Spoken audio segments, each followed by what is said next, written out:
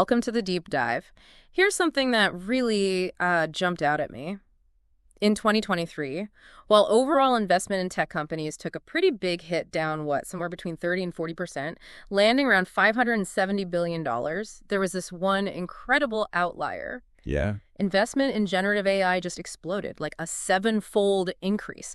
That kind of, dramatic contrast immediately tells you something important is going on, right? Absolutely. It really highlights a real conviction in the transformative power of generative AI, even when the broader economic climate is, well, more cautious. Right. What's particularly striking, I think, is that this concentrated investment suggests a belief that Gen AI isn't just some fleeting trend, but a fundamental shift, a significant long-term potential. Exactly. So for this deep dive, we've sifted through a ton of recent analysis to bring you, our listener, a focused understanding of the key technology trends that really matter right now. Mm-hmm. Think of this as your shortcut, kind of to getting informed, picking out the crucial nuggets without getting totally lost in the noise. Right. Our aim is really to synthesize these diverse sources and give you a clear sense of the current energy and the future direction of some really cutting-edge technologies. Yeah. We want to highlight the surprising facts and, keep engaging so you come away feeling knowledgeable, not overwhelmed. And the scope is broad. The research we looked at covers about 15 different tech trends, from the headline-grabbing generative AI. The big one. Yeah, to areas like robotics, the push for electrification and renewables, even the fascinating potential of future of space technologies and quantum computing. It's quite a list. It is. And what's really interesting is that despite some, temporary dips in funding and hiring in 2023, the long-term trajectory for these areas still looks incredibly promising. That's a really vital point to keep in mind. Yeah. While short-term economic factors can cause fluctuations, the underlying momentum in these fields, it remains strong. Okay. I mean, consider this. Job postings across these 15 trends actually rose by 8% from 2021 to 2023. Wow, 8%. Yeah. That tells you that companies are still actively building for the future in these domains. All right, let's jump into the trend that's been dominating headlines. Generative AI, it's clearly been a game changer, hasn't it? Powering everything from those increasingly sophisticated chatbots we interact with to helping create marketing campaigns and even accelerating the very complex process of drug discovery. Yeah.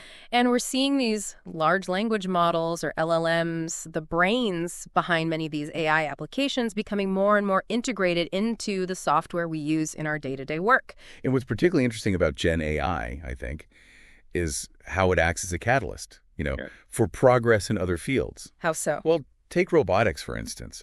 The advancements in AI are leading to robots that can perceive their environment more effectively, make more complex decisions, and ultimately perform a wider range of tasks in diverse settings. It's a real synergy. It's like one innovation supercharges another. Yeah.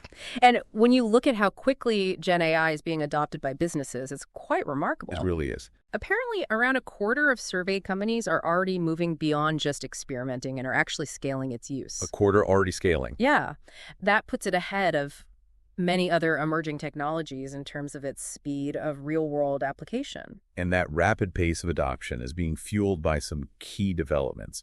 We're seeing the rise of what are called multimodal generative models. Multimodal, okay. Think of it like AI that can understand and create in multiple formats, text, images, even sound and video, all at the same time.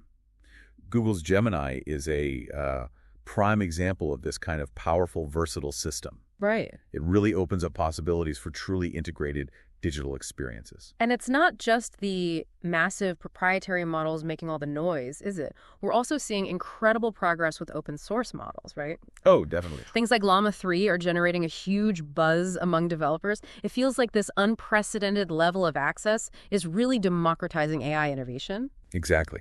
The enthusiasm around open source models is significant. It empowers a much broader community of developers and researchers to tinker, build new tools, and really explore the potential of AI in ways that were much more restricted with purely closed systems.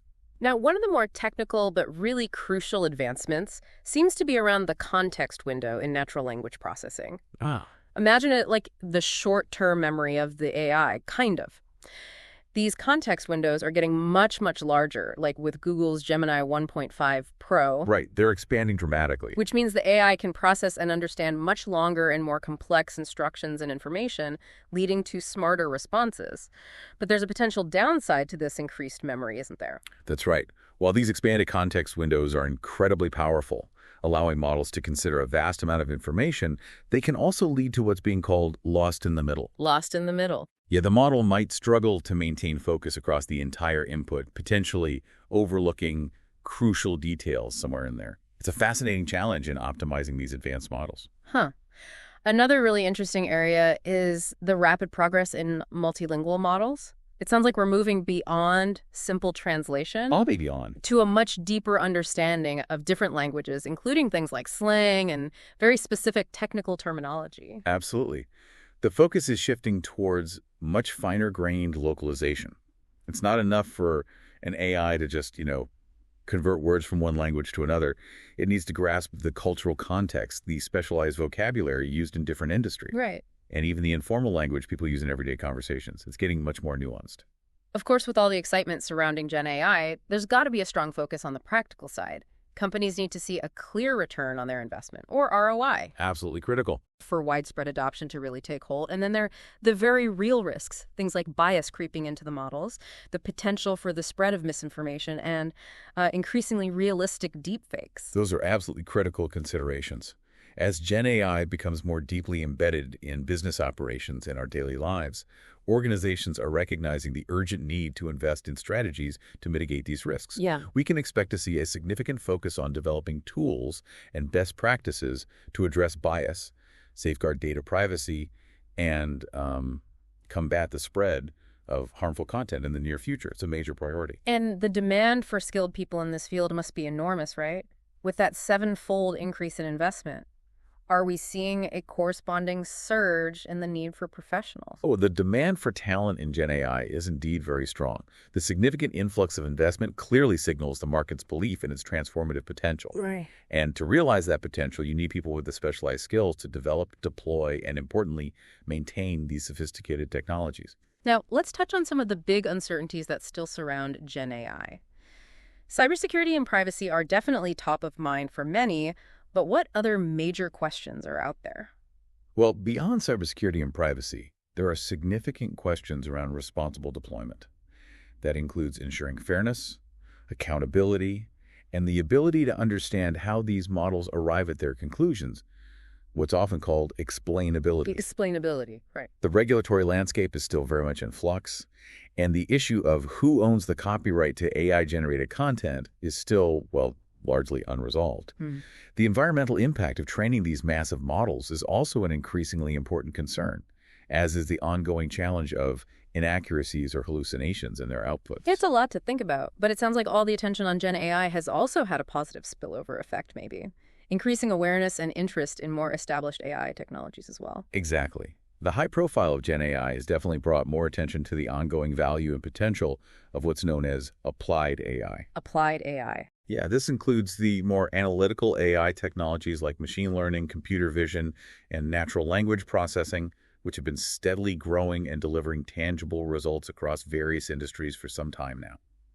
So applied AI, things like machine learning, computer vision, NLP, these are still showing strong growth, helping companies automate tasks and make smarter decisions. For sure. And the potential economic impact here is huge, estimated at somewhere between $11 and $18 trillion annually. That's a massive number. It is. And the expectation is that this momentum will continue to build. Our analysis suggests that a significant majority of organizations, around 67%, I think, are planning to increase their investments in AI over the next 3 years. Wow.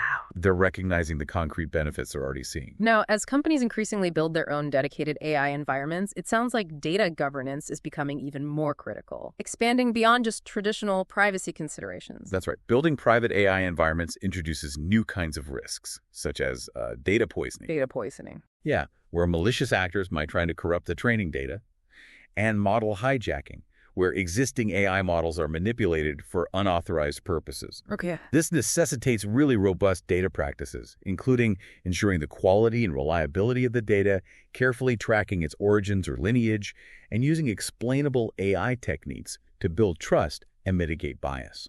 Which industries are really leading the way when it comes to adopting these applied AI technologies? The technology, media, and telecommunications sectors, along with financial services, have really emerged as frontrunners in applied AI adoption. Makes sense. Many of these companies are not only implementing the technology, but are also actively involved in its development and innovation. Now, let's talk about industrializing machine learning, often referred to as MLOps. This sounds like the essential sort of behind-the-scenes work needed to actually make AI practical and scalable in a real business setting. Precisely. MLOps is a set of practices aimed at streamlining the entire life cycle of machine learning applications within an organization. It's about moving beyond those initial experimental projects. The pilot phase. All right, the pilot phase, to establish robust, reliable, and maintainable business processes. And this is a rapidly evolving field with new tools and methodologies constantly emerging to improve efficiency and integration. And getting this right can have a significant impact, I imagine, leading to real savings in both time and resources and ensuring these AI solutions are actually sustainable. Absolutely. Successful industrialization of ML can dramatically reduce the time it takes to deploy ML applications and lower the operational costs associated with their maintenance. And now with generative AI in the mix. Right. Now, with the rise of generative AI, MLOps is becoming even more critical. We're seeing a push to expand the scope of MLOps to include what's being called FMOps Foundation Model Operations. FMOs, okay. To ensure that Gen AI solutions are developed, deployed, and managed securely and effectively.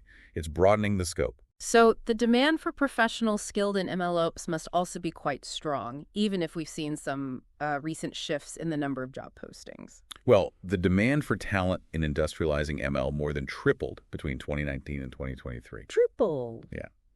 While there has been a recent slight decrease in job postings, that's likely due to increased automation of certain MLOps tasks. But the fundamental need for skilled individuals to build and maintain these complex systems remains significant. Can you give us a couple of concrete examples of MLOps in action? Like, what does it look like on the ground? Certainly. Meta, for instance, utilizes an internal system called Hawkeye to provide a comprehensive view of its machine learning workflows. What Hawkeye? Yeah, it acts as a real-time monitoring tool, detecting anomalies and helping analysts quickly diagnose and resolve potential issues. Then you have MLflow, which is an open-source platform designed to simplify the ML development process, and it's now incorporating specific features tailored for generative AI, like a user interface for prompt engineering. Okay, interesting. Shifting gears slightly, the way we develop software itself seems to be undergoing a major transformation, driven by advancements in AI and the adoption of cloud-native architectures. It really is. It sounds like this is not only making software engineers more productive, but also potentially enabling individuals with less traditional technical backgrounds to contribute. That's a key aspect of this evolution, yes. AI-powered development tools are rapidly maturing, moving beyond just theoretical possibilities to widespread practical application. Gotcha. For example, tools like Tab9, which assists with code auto-completion, are now much better at understanding the context of the code being written. Right. Leading to more accurate and relevant suggestions, significantly boosting developer efficiency. Which industries are really embracing these next-generation software development approaches? Financial services, along with the technology, media, and telecommunications sectors, are definitely at the forefront of adopting next-generation software development practices. Why them specifically, do you think? Well, it's often driven by the need to rapidly adapt to evolving regulations and also the increasing availability of highly customizable development tools that fit their complex needs. And what are some of the core technologies that are making this shift possible? What's under the hood? Key enabling technologies include AI-generated code, where AI can go beyond just suggesting snippets to actually creating entire functional blocks of code. Wow. Low and no-code platforms that empower individuals with limited coding knowledge to build applications. Infrastructure as code, which allows for the rapid and automated provisioning of underlying infrastructure. The use of microservices and APIs for building more modular and scalable applications. And AI-based testing to automate the often time-consuming software testing process. Of course, with such a fundamental shift in how software is created, there are some big questions about the future of software development roles, aren't there? Absolutely. There are uncertainties surrounding how the increasing use of AI-generated code will impact the roles and, frankly, the overall number of software engineers needed in the future. Yeah. And also to what extent the growth of no-code and low-code technologies might change the demand for traditionally trained development professionals. It's something the industry is watching closely. Definitely. Now, as we become increasingly reliant on all these digital technologies, the importance of digital trust and robust cybersecurity measures only continues to grow. It's fundamental. It's not just about safeguarding data anymore, right? It's about building and maintaining confidence in the entire digital ecosystem. That's precisely right. As organizations integrate these emerging technologies into their operations, effectively managing the associated technology and data risks becomes absolutely paramount. Right. Cultivating trust in how data is handled and how technology is governed can significantly enhance an organization's performance and, crucially, strengthen its relationships with customers and stakeholders. And managing the specific risks associated with generative AI seems to be a major area of focus right now. You mentioned bias and deepfakes. Yeah, and more. The rise of Gen AI has amplified the focus on managing potential issues like unfair or discriminatory biases in the models, the privacy implications of realistic deepfakes, and things like watermarking. Watermarking? Yeah, methods to identify AI-generated content. Plus, the risk of misuse and sophisticated cyber attacks, the often unclear ownership of intellectual property and AI-generated content, and that challenge of explainability we talked about. Right. And growing regulatory scrutiny, like President Biden's executive order and the EU AI Act, is also driving a greater need for responsible deployment strategies. Meanwhile, the threats themselves are just getting more and more sophisticated, aren't they? With cyber criminals and even state-sponsored groups constantly evolving their tactics. The cybersecurity threat landscape is becoming incredibly intricate and sophisticated. Attackers are constantly seeking to exploit new vulnerabilities and are aiming for maximum impact. Scary stuff. Even targeting critical infrastructure, like energy grids. Unfortunately, many existing security systems and organizational readiness levels are struggling to keep pace with this rapid evolution of threats. It sounds like cybersecurity is increasingly becoming everyone's responsibility within an organization, not just the domain of the CISO. That's a significant and, frankly, necessary shift. The responsibility for cybersecurity is expanding beyond the traditional CISO role. We're seeing a growing portion of cyber spending now originating from non-security business functions. Like product development. Exactly. Product development, engineering. This requires cybersecurity providers to adapt their strategies to engage with a broader range of stakeholders across the organization.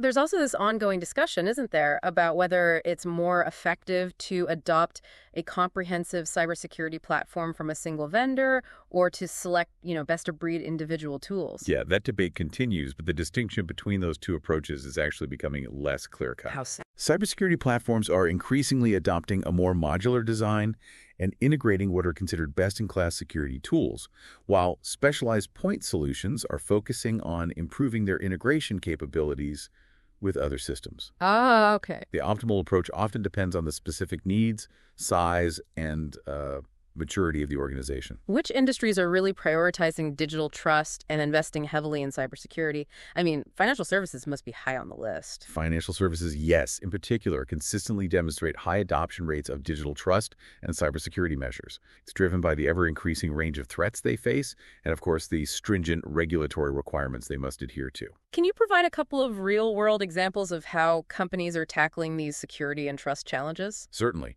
Salesforce developed its Einstein Trust Layer specifically to address security and privacy concerns related to the use of large language models within its platform. Einstein Trust Layer. Yeah, it acts as a secure intermediary, masking sensitive data and ensuring compliance with data protection regulations. And Cisco established a customer-facing trust portal, providing on-demand access to a wide range of documents related to their security practices, data protection policies, and privacy compliance efforts.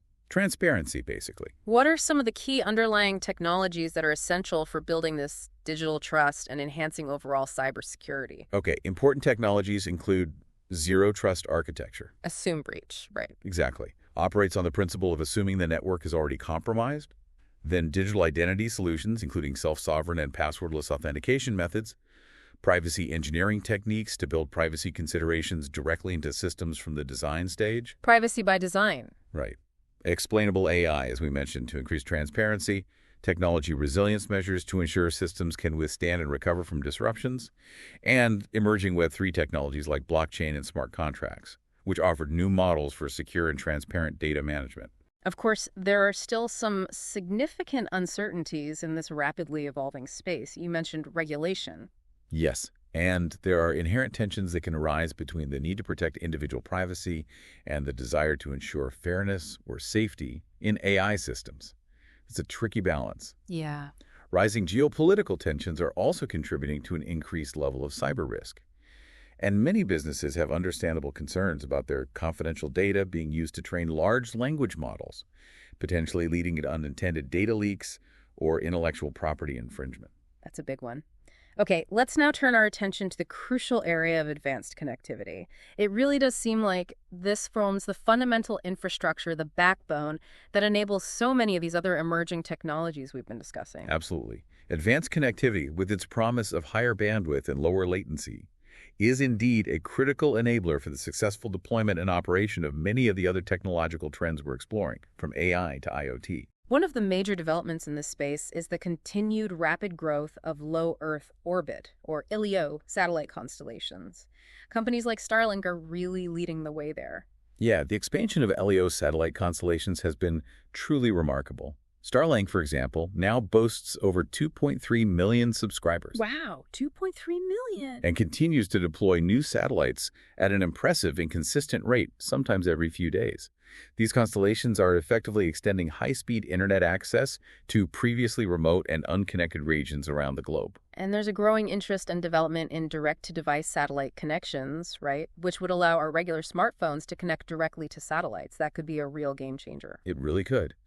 Following Apple's introduction of emergency satellite connectivity features, there's been a significant surge in focus and investment in direct-to-device technology. Companies like SpaceX and T-Mobile have conducted successful initial tests, and a partnership between Viasat and Skylo has announced plans for a global direct-to-device network, specifically targeting industries like agriculture, mining, and logistics. Interesting. It also sounds like getting things into space is becoming more frequent, with a notable increase in global launch activity throughout 2023. That's correct. We saw approximately a 20% increase in attempted space launches worldwide in 2023 compared to the previous year. 20%. Yeah.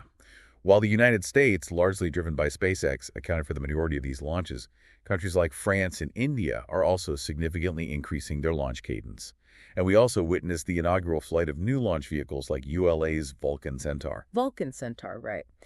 Which industries are demonstrating the most interest in adopting these advanced connectivity solutions beyond the obvious telecom players? Well, beyond the technology, media, and telecommunications sector, financial services and companies in the energy and materials industries are emerging as leading adopters. Why energy and materials? They often have remote operations, so reliable connectivity is crucial for managing those assets, enhancing communication, and enabling efficient data transfer for things like monitoring and control. Makes sense. Can you give us some real-world examples of advanced connectivity being implemented? Certainly. AT&T, Google, and Vodafone recently made a significant joint investment in AST SpaceMobile, with the goal of funding the development and deployment of a direct-to-smartphone satellite connectivity constellation. Verizon successfully utilized private 5G networks at the Super Bowl for critical on-site communications. Ah, okay. And AT&T announced its plans to deploy open and interoperable radio access networks, or ORAN, to increase the flexibility and potentially reduce the costs of its network infrastructure. So what are the key underlying technologies that are making these advancements in connectivity possible? What's enabling all this? Okay. Foundational technologies include high-capacity optical fiber, of course, low-power wide-area networks, LPWANs, for efficient connectivity of numerous IoT devices. Next-generation Wi-Fi standards like Wi-Fi 6 and the emerging Wi-Fi 7. Wi-Fi 7 is coming. Yeah. The continued rollout of 5G cellular networks and the early research into 6G, high-altitude platform systems, HAPS, sort of like stratospheric cell towers, the development of direct-to-handset satellite communication capabilities, the vast ecosystem of the Internet of Things itself, and of course the ever-expanding constellations of low Earth orbit satellites we've discussed. Got it. Let's now turn our attention to the fascinating world of immersive reality technologies, AR, VR, MR, the whole spectrum. It sounds like 2023 presented a somewhat mixed picture for this sector. That's a fair assessment, yeah. While we did see a decrease in overall startup funding in the immersive reality space and a general decline in VR headset sales, there are definitely notable bright spots, like the highly anticipated launch of Apple's Vision Pro. Huge buzz around that. And continued strong interest from enterprises in adopting digital twin technology. So, Yeah, a mixed bag. It seems like the headset market is experiencing a period of selective growth then. Launches from major players like Apple and Meta generating buzz, while others are maybe holding back. Exactly. The current demand seems to indicate a specific segment of consumers and prosumers who are willing to embrace the existing trade-offs, size, comfort, price, for the unique and increasingly sophisticated immersive experiences these advanced headsets offer. And virtual worlds are continuing to expand their reach beyond just gaming, right? Platforms like Roblox and Fortnite hosting events, partnering with big brands. Yeah, those platforms are really evolving into more comprehensive digital experience spaces.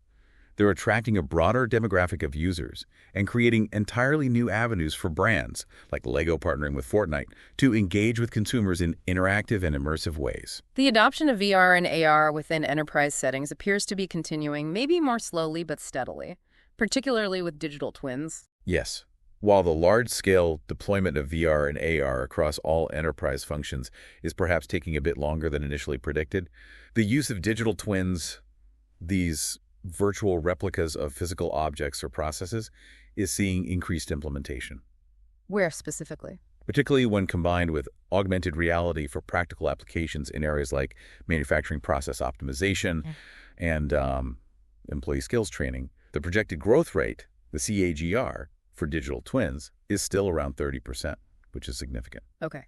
Which industries are leading the way in terms of adopting immersive reality technologies? The technology, media, and telecommunications sector has emerged as a clear leader here. They have the highest percentage of companies reporting that they're either scaling or have fully scaled their implementation efforts. Can you provide some specific real-world examples of how immersive reality is currently being used? Sure. Disney made a significant strategic investment in Epic Games, the makers of Fortnite, with the aim of developing a new and interconnected virtual entertainment universe. Interesting partnership. Porsche is utilizing MetaQuest 3 headsets for engaging event presentations and interactive vehicle walkthroughs. Mercedes-Benz is leveraging digital twins of its production factories on NVIDIA's Omniverse platform to optimize manufacturing processes. Right. And companies like Lowe's and the PGA Tour are exploring early applications of the Apple Vision Pro to provide consumers with more immersive previews of, say, kitchen designs or golf courses. What are the core underlying technologies that power these immersive reality experiences? Key technologies include the VR, AR, and MR hardware itself, of course, spatial computing capabilities to understand and interact with the physical space surrounding users, digital twins as those virtual representations, and the various software platforms and development tools that enable the creation and delivery of these immersive experiences. Let's shift our focus now to the critical domain of cloud and edge computing. It sounds like we're witnessing a significant transition towards a more distributed infrastructure model. That's a fundamental shift in enterprise IT strategy, yes. Organizations are increasingly adopting a distributed infrastructure that spans from massive, remote hyperscale data centers to smaller, localized servers situated right at the very edge of their operational networks, moving compute closer to the data source. And the ever-growing demand for AI capabilities is really fueling a significant portion of this increased usage of both cloud and edge, isn't it? Oh, absolutely. The rapid proliferation of AI applications has led to a substantial surge in the demand for both cloud and edge computing resources.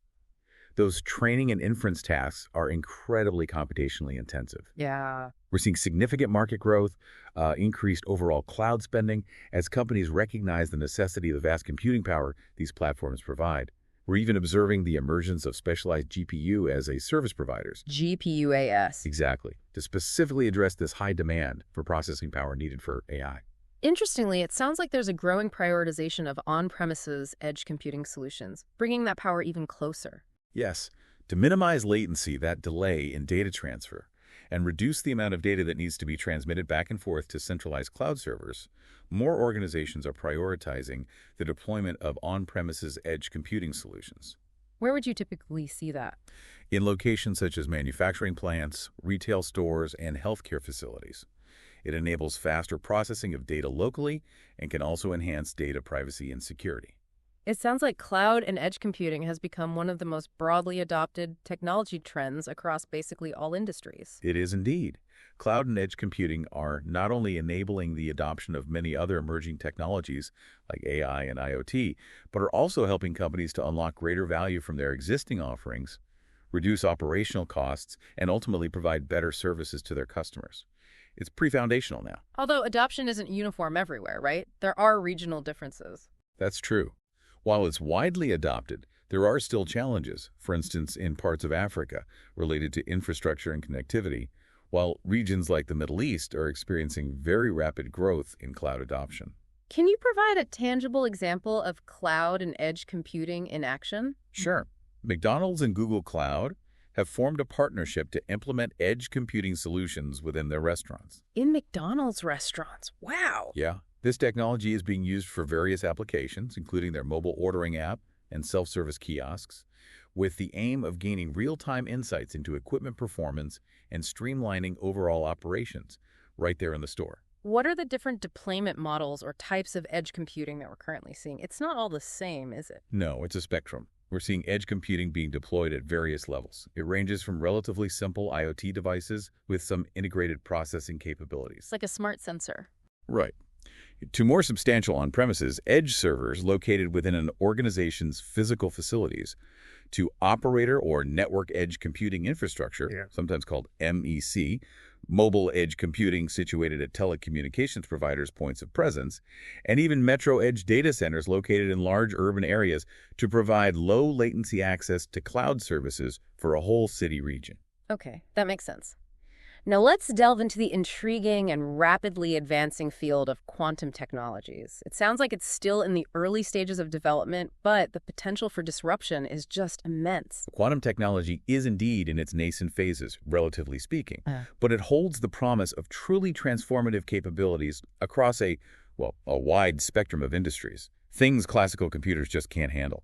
One of the encouraging signs of progress seems to be the advancements being made in areas like quantum error correction, which sounds important. Absolutely crucial. And the development of enhanced information security measures designed to protect against potential future quantum computing threats. Yeah.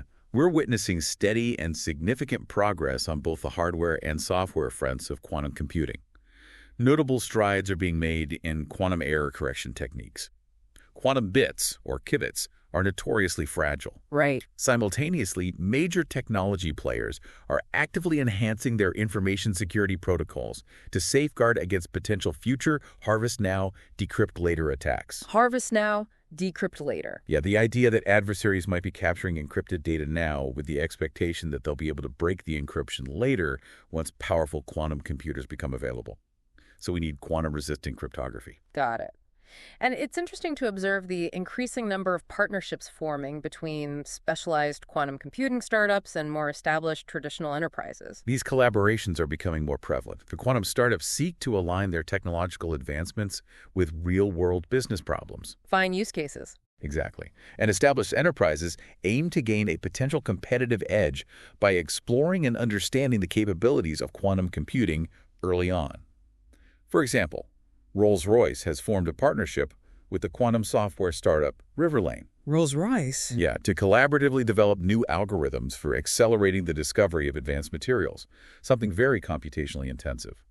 Which industries are currently demonstrating the most interest in experimenting with and piloting these early-stage quantum technologies? The finance sector, pharmaceuticals, technology, energy and materials, and telecommunication sectors have emerged as the early leaders in actively exploring and piloting quantum technologies. Why those in particular? They often deal with incredibly complex optimization problems, simulations, or data analysis challenges that push the limits of classical computing, things like drug discovery, financial modeling, material science, network optimization. Okay. We're even seeing significant milestones being reached in the realm of quantum communications, right?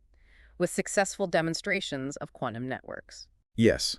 Throughout 2023, there were several notable achievements in quantum communications. This included successful tests of functional quantum networks in metropolitan areas like New York and Singapore. Wow. As well as the establishment of a secure encrypted communication link between Russia and China, utilizing China's MOSI quantum satellite. So it's moving beyond the lab. Can you provide a few concrete, real-world examples of how quantum technologies are currently being explored or utilized? Certainly. Major financial institutions like HSBC are actively partnering with quantum computing companies like Quantinuum to explore potential applications in areas such as fraud prevention and risk modeling. Right. Apple has recently upgraded the encryption protocol for its iMessage service with a new quantum-resistant algorithm called PQ3. PQ3. Yeah, and government initiatives, such as the U.S. Quantum Computing Cybersecurity Preparedness Act and the designation of regional technology hubs focused on quantum information science, underscore the growing national strategic importance of this field. What are the fundamental quantum technologies that we should be aware of? What are the main buckets? Okay, the core quantum technologies include quantum computing itself, which leverages principles like superposition and entanglement to perform computations, quantum communication for the secure transmission of quantum information, quantum key distribution, QKD, for creating cryptographic keys that are theoretically unbreakable even by quantum computers, Okay. and quantum sensing, which enables highly sensitive and precise measurements of physical quantities like gravity or magnetic fields far beyond classical limits. Fascinating stuff. Now let's turn our attention to the future of robotics. It sounds like we're moving well beyond the traditional image of industrial robots just stuck on factory assembly lines. Oh, definitely. The landscape of robotics is expanding significantly. We're now seeing the increasing adoption of smaller, more versatile, collaborative robots, or cobots, in industries like electronics manufacturing, working alongside humans, and a steady rise in the use of service robots in commercial sectors for tasks such as cleaning, delivery, and even food preparation. We're even seeing the emergence of fully automated restaurants, like the one by Miso Robotics and Cali Group. And we're starting to see humanoid robots being piloted in more diverse and dynamic environments, like the BMW partnership you mentioned. Yes, BMW's partnership with Figure to explore integrating humanoid robots into automotive manufacturing facilities is a significant development. It indicates a growing confidence in the capabilities of more advanced and adaptable robot forms. Not just cages anymore. Exactly. We're also seeing robots being deployed in more challenging and varied operational settings, like Boston Dynamics Spot Robot, the dog-like one, be utilized by Chevron for inspection tasks in oil and gas facilities. Right. Or Sweetgreen using robotic kitchens. And NASA's ongoing development of autonomous robots capable of actually constructing shelters and infrastructure, potentially on the moon or Mars. Wow, building things in space autonomously. What are the key underlying technologies that are enabling this new generation of more capable and adaptable robots? Well, the advancement of robotics relies on progress in several key areas. That includes autonomous navigation and decision-making technologies, the AI brains, sophisticated motion control and sensor technologies for dexterity and perception. Seeing and moving. Right. Robust connectivity through networks like 5G, private networks and IoT, innovations in lightweight and durable materials, and the increasing use of electrification technologies for longer operational times and greater mobility. Okay. What are some of the major questions or potential challenges that arise as we envision this future with more pervasive and sophisticated robots? Well, as robots become more integrated into our daily lives and workplaces, crucial questions around safety protocols, data privacy, and accountability for their actions become paramount. Who's responsible if something goes wrong? Exactly. There are also ongoing discussions and, frankly, concerns regarding the potential impact on the labor market and broader public perception and acceptance of increasingly autonomous machines. Yeah. And technically, we are still working towards achieving truly general-purpose robots that possess the adaptability and dexterity to handle a wide range of complex and unstructured tasks in unpredictable environments. That's still a major hurdle. Let's now explore the future of mobility. There's a huge focus here on autonomous and electric vehicles, AVS-EVs, the emerging field of urban air mobility flying taxis, Right. and the broader suite of ACAS technologies. Autonomous, connected, electric, shared. Sustainability seems to be a major driving force here. Absolutely. The overarching goal is to revolutionize the way people and goods are transported, creating systems that are more accessible, significantly safer, and, crucially, environmentally sustainable in the long term. We've seen some notable progress in the deployment of commercial robo-taxi services in certain cities, like San Francisco with Waymo, but also some significant setbacks and ongoing regulatory hurdles. That's right.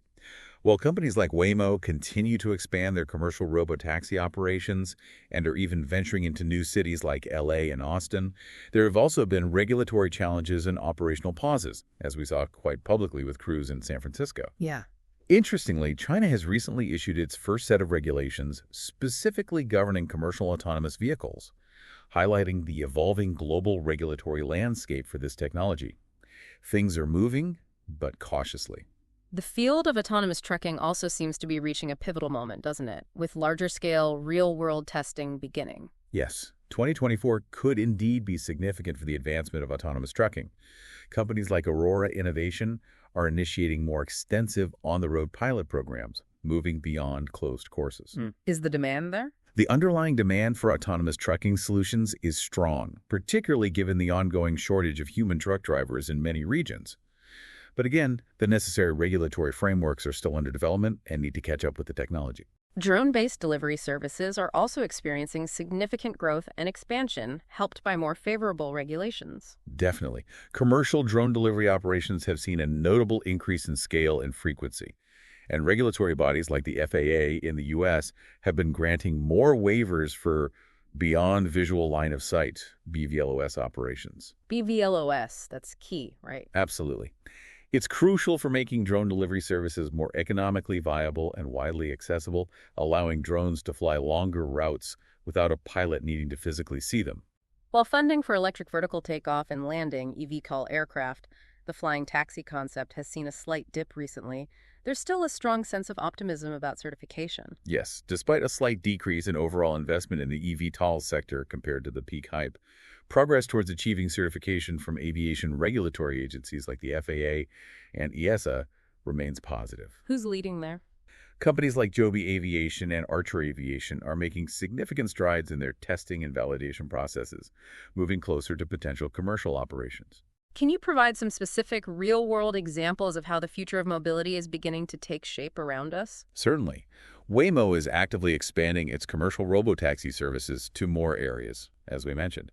Baidu's Apollo Go platform in China is now offering fully autonomous 247 robotaxi services to Beijing's Capital International Airport. Wow, 247 airports served. Yeah. Uber achieved its first profitable year as a publicly traded company, signaling a maturing ride-sharing market. And Joby Aviation has entered into an agreement to launch air taxi services in Dubai by early 2026, demonstrating the growing international interest in urban air mobility. Dubai, okay. What are the key underlying technologies that are driving this transformation in mobility? The future of mobility is being shaped by advancements in a range of interselected technologies. These include autonomous driving systems, sensors, AI, mapping, connected vehicle communication technologies, V2X, vehicle to everything, the ongoing electrification of powertrains, batteries, charging, the development of innovative shared mobility solutions and platforms, progress in materials science for lighter, stronger vehicles, and concerted efforts to decarbonize the entire transportation value chain, from manufacturing to fuel sources. Finally, let's delve into the fascinating and rapidly evolving field of bioengineering, the convergence of biology and computational technologies. This sounds like it could revolutionize everything. It really could. The convergence of biology and computing is indeed driving a wide array of groundbreaking innovations across numerous sectors: healthcare, food, agriculture, materials, with the potential to generate a substantial economic impact, possibly trillions of dollars in the coming years. We're seeing continued discoveries of new and innovative applications of AI within bioengineering, right? Like using it for drug repurposing. Yes, researchers are increasingly leveraging the power of AI in sophisticated ways within bioengineering. That includes identifying novel therapeutic targets, designing new drug molecules, and accelerating the often lengthy and expensive process of drug discovery and development, including finding new uses for existing drugs, like the University of Pennsylvania example. There's also ongoing and significant progress in the production of alternative proteins, renewed interest in precision fermentation. Definitely. Technologies like precision fermentation using microbes like yeast or bacteria as tiny factories to produce specific proteins or ingredients are gaining significant traction as a sustainable method for producing alternative proteins, like animal-free dairy proteins. New Culture getting GRS approval for their mozzarella is a big step. Right. But the regulatory landscape for things like cultivated meat still seems a bit patchy. It is still evolving and faces some regional variations, yes. Italy banned it, while the Netherlands allowed tastings under controlled conditions. The U.S. and Singapore have approved some products for sale, so it's mixed, but advancements in the underlying science and production methods continue. And we've even witnessed the approval of the first CRISPR-based medicine, Casgevy. That feels like a truly significant milestone, doesn't it? It absolutely is. The regulatory approval of the first medicine based on CRISPR gene editing technology marks a pivotal moment.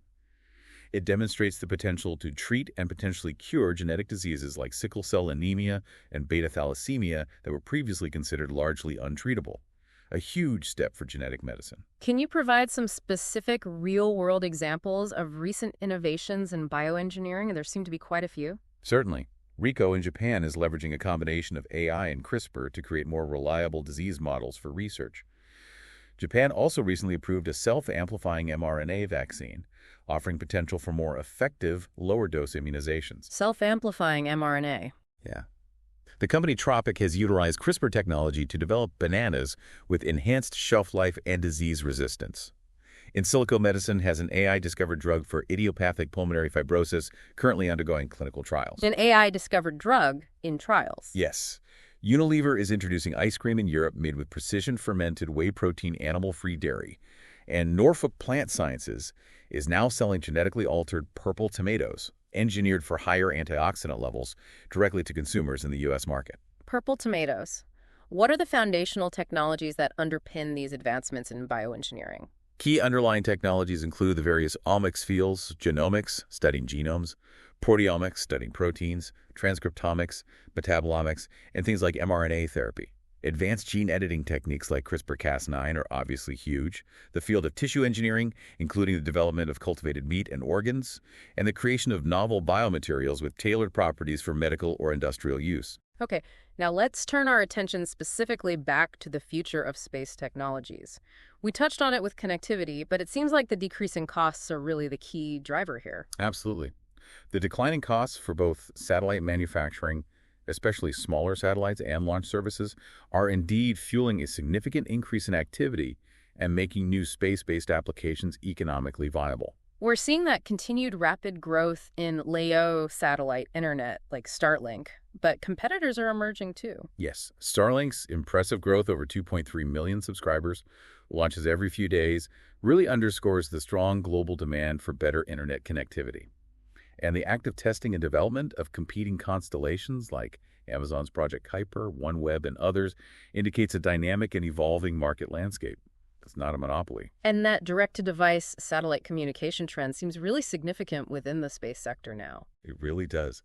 Following Apple's introduction of emergency SOS via satellite, there has been a noticeable increase in focus and investment in this technology. It aims to provide more ubiquitous cellular coverage, eliminating dead zones. We mentioned the SpaceX mobile test. Right, and the Vice Skylo partnership announced plans for a global direct-to-device network targeting industries like agriculture, mining, and logistics sectors, often operating in remote areas. It's moving beyond just emergency use cases. We've also observed that substantial increase in overall global space launch activity. You gave the 20% figure. Yes, approximately 223 attempted orbital launches worldwide in 2023, compared to about 186 in 2022. It's a clear demonstration of growing global interest and capability in accessing space. And not just the U.S. While U.S.-based companies, primarily SpaceX, account for a significant portion, increased participation from countries like France, with Ariane, and India, with ISRO, is notable. Plus, the debut of new vehicles like ULA's Vulcan Centaur is important for diversifying launch options. And there's been a renewed focus on lunar activity, hasn't there? Actual landings. Definitely. Japan's successful soft landing with SLIM was a big achievement, and private companies like Astrobotic and successfully Intuitive Machines achieved the first U.S. lunar landings since the Apollo era in 1972. That Intuitive Machines landing was huge news. It was. It showcases a growing international interest and commercial capability in lunar exploration, and NASA's selection of several companies, Intuitive Machines again, Lunar Outpost, Venturi Astrolab to develop lunar terrain vehicles, or moon buggies, further supports the long-term Artemis goal of establishing a more sustained presence on the moon. Which sectors are demonstrating the strongest interest in adopting these future space technologies? The energy and materials sector, driven by needs for remote monitoring and exploration, and companies in the telecommunications, media, and technology industries, obviously for connectivity and data services, are showing the most significant interest.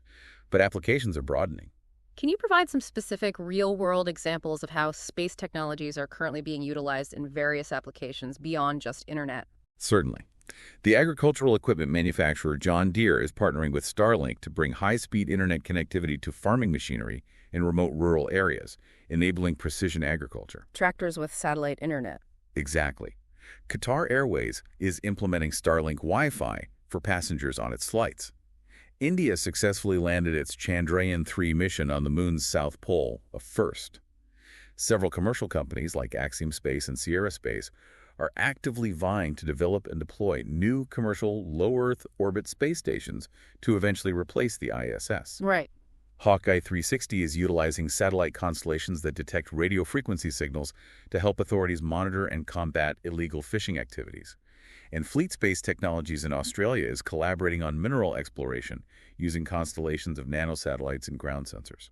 What are the key underlying technologies that are driving these advancements in the future of space? Okay, foundational technologies include the development and deployment of smaller, more capable small satellites, small sats, advancements in remote sensing capabilities, higher resolution, new sensor types, improvements in SLOP-C, that's size, weight, power, and cost for space hardware, making things smaller and cheaper. SWaP-C, got it.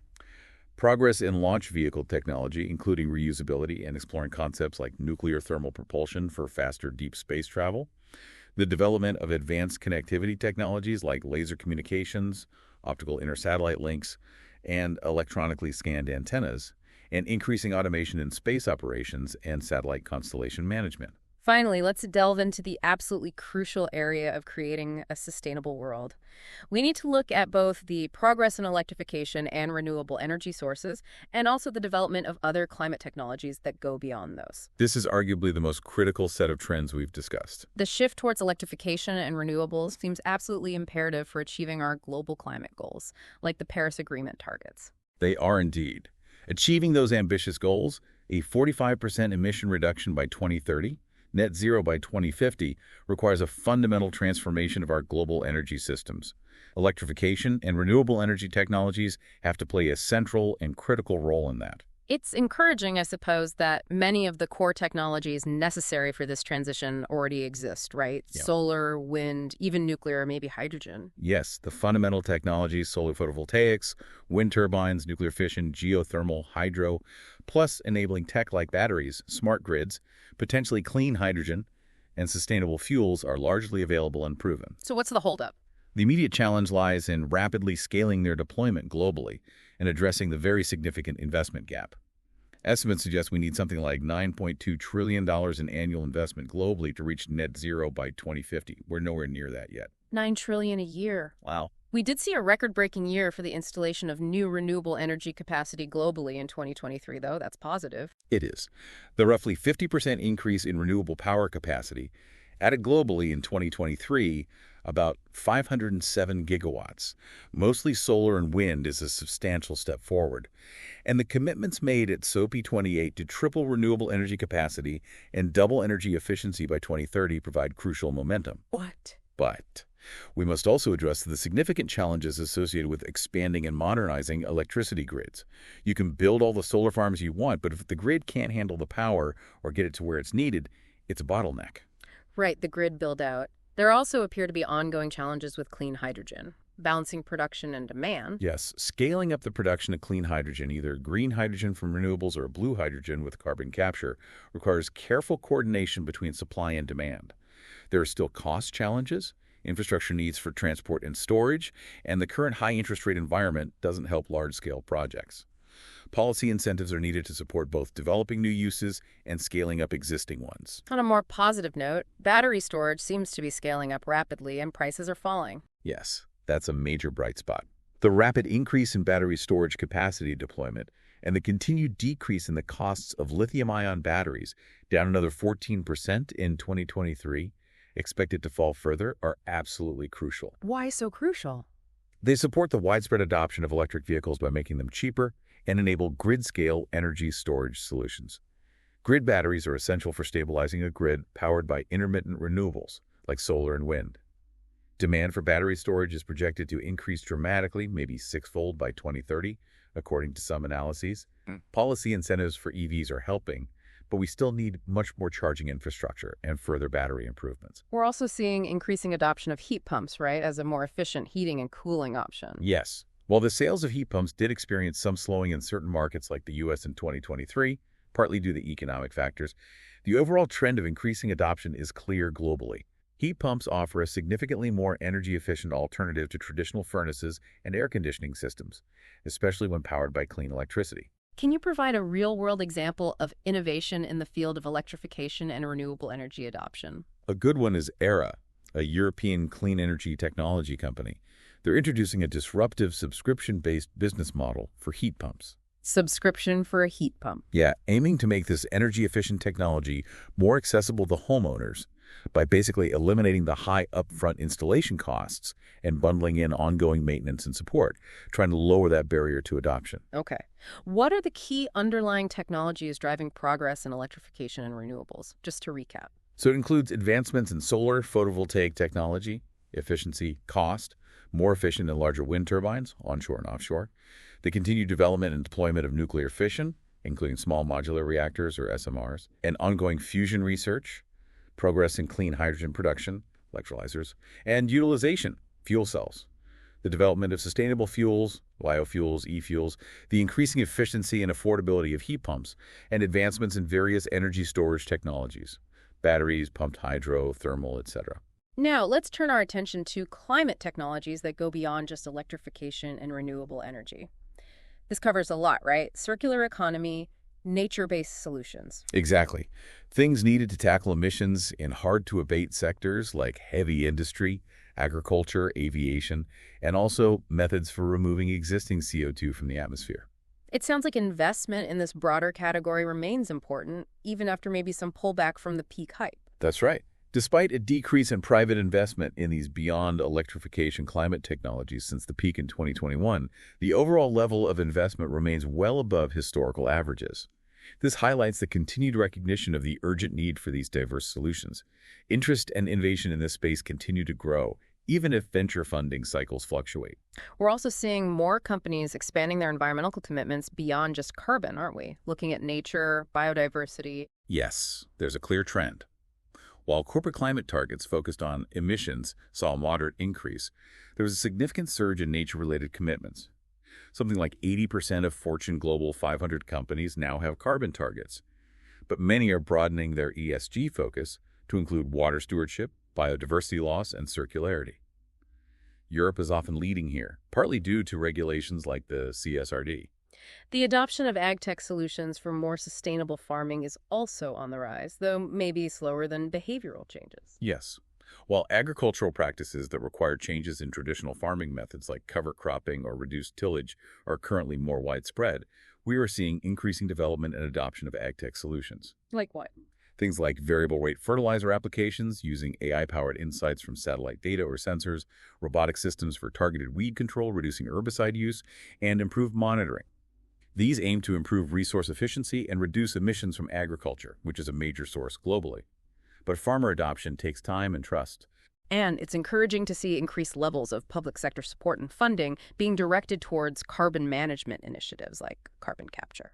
Yes, governments around the world, particularly in the US and Europe, are increasingly providing significant financial support and establishing policy frameworks, like tax credits, to encourage the development and deployment of carbon management technologies, such as carbon capture, utilization, and storage, CCUS, for industrial facilities and power plants, and also direct air capture, DAC technologies, which pulls CO2 directly from the ambient air.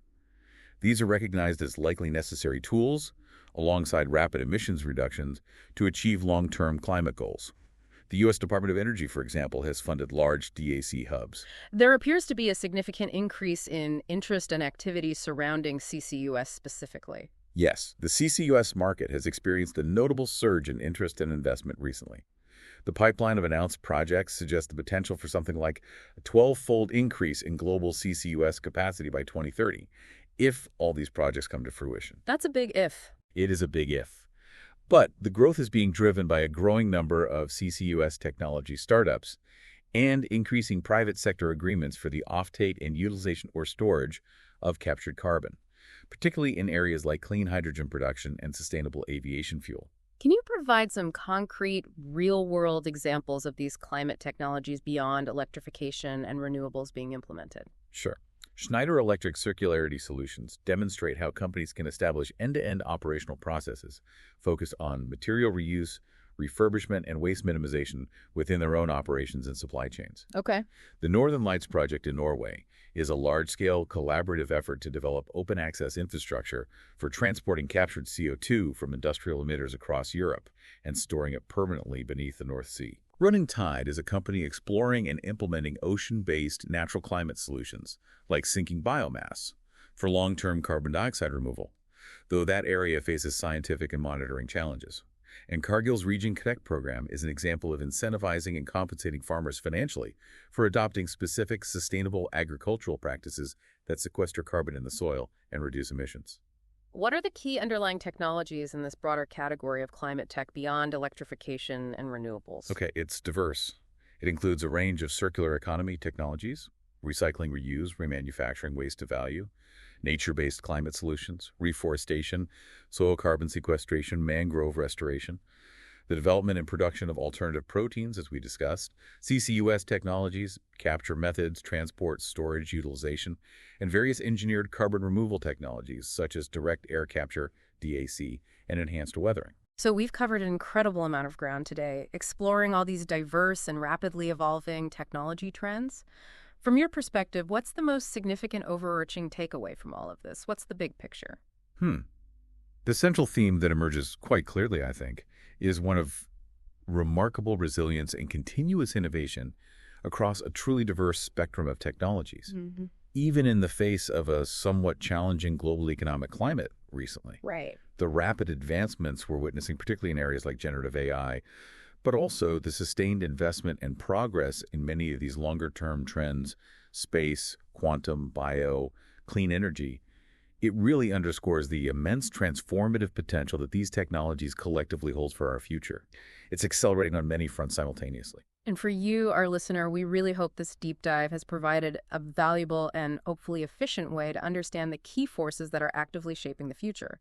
These are forces that have the potential to significantly impact both your professional endeavors and maybe your personal interests too. We encourage you to view this not as the definitive final word on these topics, things are moving too fast for that, but rather as a solid and insightful foundation upon which you can continue your own exploration and learning. Absolutely. Our goal was to provide you with a clear and concise overview of the current momentum and future trajectories of these critical technologies without overwhelming you with excessive technical jargon or unnecessary detail. Just hitting the highlights and key trends. So as these technologies continue to converge and evolve at such an extraordinary pace, here's something to think about. What new industries or fundamental societal shifts do you think will be most profoundly impacted in the next few years? It's definitely a question worth considering as you reflect on our discussion today. Thanks so much for joining us for this deep dive.